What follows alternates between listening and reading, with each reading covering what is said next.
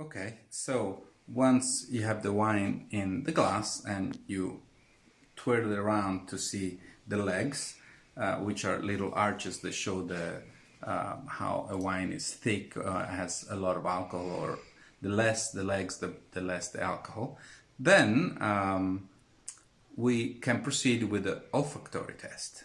So smell the wine, you move it, smell it, move it again, smell it again, and you will have, as the wine moves, it will release its motor smells. There are three types of smells. There is the berry smells, which are called the primary smells, which are related to the fruit. So it will be a smell of cherry, strawberry, or things like that. In the case of red wine, of course, white wines will not have those smells. It will be more like flowers. The secondary smells are the smells that come from the fermentation. The yeast, which ferment the wine, themselves, they're the same as that you find in bread and beer, and they have a bread smell, for example.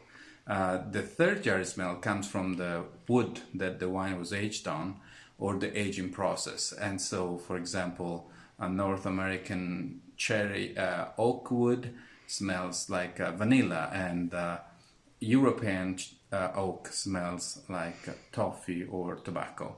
So you will find that complexity of smells in the wine.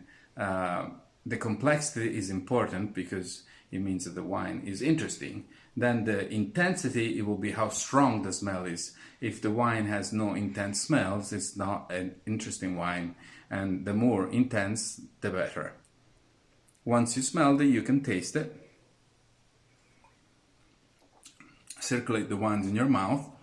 You have several ways of tasting the wine. The first is the acidity, or freshness in sommelier terminology.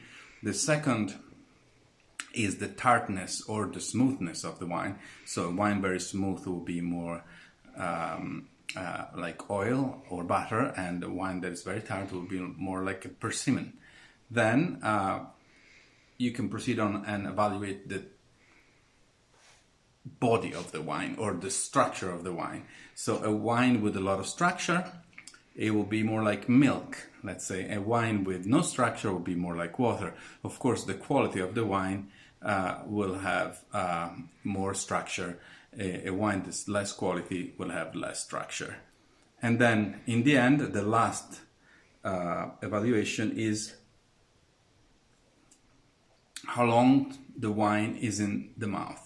So long in the mouth means persistence. Persistence, you can count.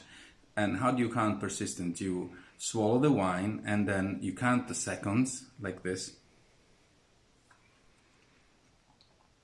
1, 2, 3. So how persistent is the memory of the taste in your mouth? So the length of the persistence, that is the quality, a quality factor. The longer, the better. So a wine that is 2, 3 seconds with you is not very persistent. A wine that is 10, 15, 20 seconds is very persistent. I will forward you in as well some documents to do a wine tasting at home, and I hope you can do it. Thank you for listening.